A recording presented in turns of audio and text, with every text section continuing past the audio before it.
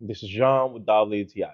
And when it comes to having like really nice quality of pasta, this is when it's Penrigiate number 73 by Barilla comes into place. I just love the experience of having this. This is a great option for you just like eat any type of pasta. And it's just you can just feel the quality and the difference with this and other different types of pasta. And this is just like a really nice taste. You don't have to do too much. Put it 5 6 minutes until it's al dente. Do whatever of the sauces that you want to do. What I did, I just did some tomato sauce and just added there a lot of olive oil, and it felt like I had a nice trip to Italy. Hope Italian people not gonna sound or listen too much of this. And the taste of flavor and the whole experience was just awesome. So if you just want to have a great taste of a great pasta, you don't have to do too much out of it.